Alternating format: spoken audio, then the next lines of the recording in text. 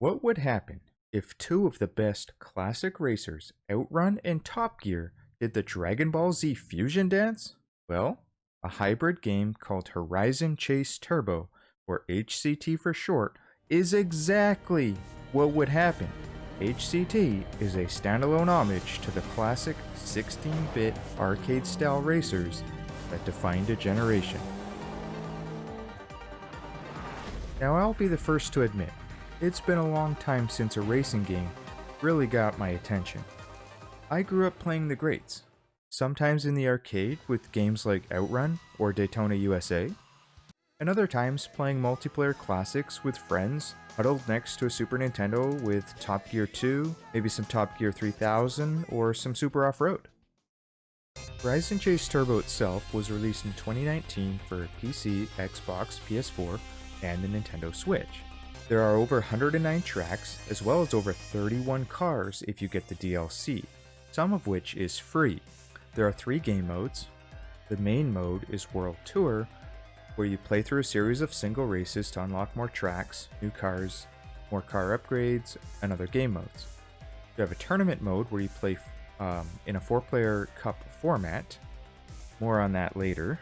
And lastly, you have an endurance mode, which is a very long series of consecutive races which yield a surprise when completed.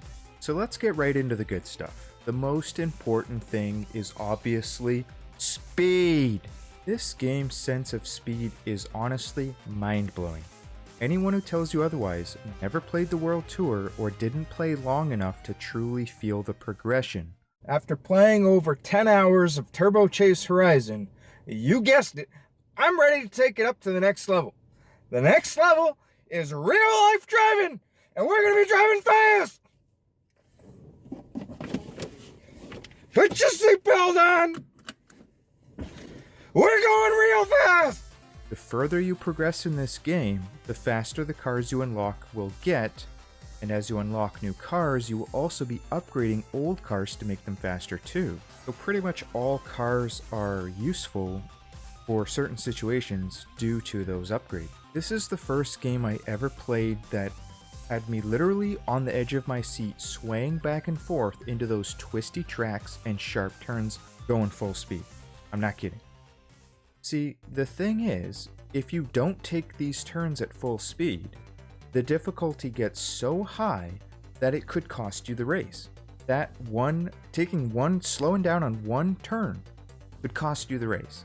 I was taking turns so sharp, I still can't figure out how I didn't crash or die from a heart attack. And considering you need to come in first place to get the unlockables, one crash could once again cost you the race. The speed increase as you progress throughout the game is gradual but highly noticeable. You have to experience it to truly understand it. It's important to note this game is not just about driving fast and dodging opponents. There is actually a ton of strategy involved, and that's what makes this game stand out from other retro racers or other racers in general. For example, choosing which car you will use for each track is probably the most important decision. Some cars may be super fast or have really strong nitro boosts, but they may come at the cost of steering or fuel mileage. You need to examine the track you are about to race on and decide the best strategy for your own style. A windy track, for example, you may want to sacrifice some speed for better handling, or on a really long track, you may choose to sacrifice everything just for better fuel mileage. Now, that being said, it also doesn't mean that you need a car with very high fuel mileage for a longer track. However, if you do choose a car that doesn't have high fuel mileage, it means you need to make sure you pick up the gas canisters, and if you miss one gas can, you're done for. You've lost the race. And believe me, it's not easy to guarantee that you're in the right lane at the right time for those gas canisters, even if you memorize where they are on the track. If you're in, a jam with some other cars, it's just not going to be feasible to get the gas canister and still get first place. It doesn't just end at fuel though. You will need to collect the extra nitro boosts on each level as well. Unless you're a crazy good driver, then maybe you can get away with not getting them. But keep in mind, it's easy to miss both the fuel and the nitro. They are not exactly laid out in perfect locations, and it's very easy to miss them. But wait! There's more! In order to unlock all of the bonus content like new cars, you will also need to collect all of the silver tokens. But wait! There's more! Not only do you also need to collect all of the tokens, you have to do all of this while still managing to come in first place. But wait! There's more! And the tokens, like the gas and the nitro, are not always placed in the most convenient lane. Needless to say, the replayability for this game is high, meaning you will be racing the same track over many times until you master and memorize the locations for the silver coins, nitro, and the fuel canisters. The World Tour is no joke. It will take some time to complete everything, especially if you want all of the unlockables. But is that really a bad thing? How many other retro-style racers had this much content? You really do get your money's worth here, and I'm telling you, you can easily sink over 40 hours of gameplay here. This game may be fun, but you're still gonna get some good, solid rage moments in.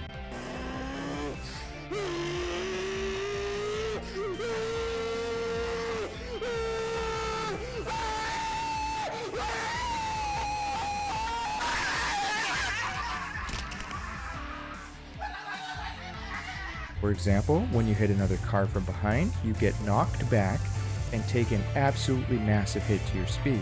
But wait! There's more! The really annoying part is that the opponent you hit gets a massive speed burst on top of the loss that you took. The good news, however, is that when the computer hits you, the same thing happens. You get a speed burst and they take a massive speed hit. This can actually really help you and could mean the difference between first place or second place. You really do have to make sure to brush up on those ninja-like reflexes when trying to work your way ahead of the herd. All of this strategy, risk, and speed really does add to the excitement of this game. Now let's talk about the graphics. The graphics and high quality weather effects really make this game stand out. This is stuff that we didn't have for the older generation retro game racers. At least not to this level. The game also has an extremely colorful palette. Beautiful backgrounds based on real locations all over the world. The game runs at a solid 60 frames per second. Each car has its own unique look, and the cars are obviously based on real cars, but with their own unique names so that they don't get sued. Weather effects include changing times, be it morning, dusk, or night. You can see rain, thunderstorms, snowfall, volcanic dust, and even an aurora borealis. Let's talk about the music. No racing game could ever be complete without great music. Racing games by nature are repetitive, very similar to beat-em-up games. So a good soundtrack and good sound effects can make the difference between a smash hit or dead on arrival wanker. So let's talk about multiplayer. Now, here's the thing. I'm going to be honest. I don't have any friends to play this game with.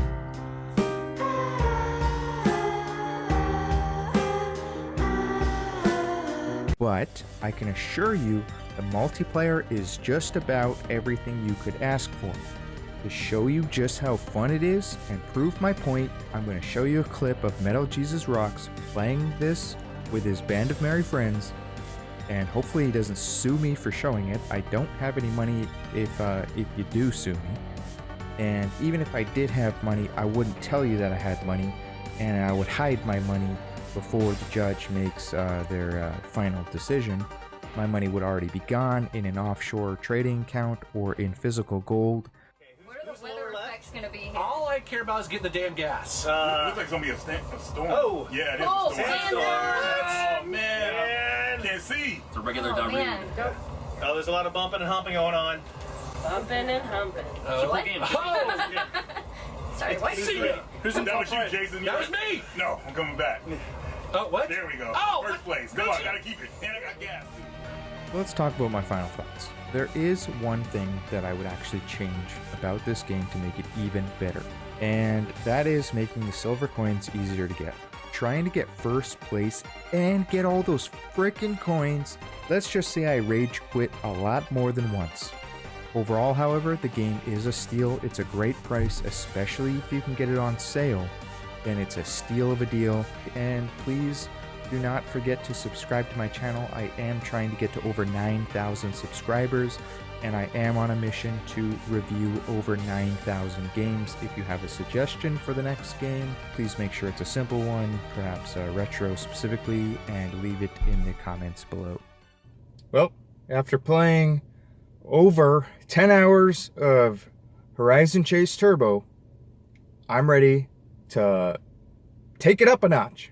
I'm ready to take it to the next level. And the next level... the next level...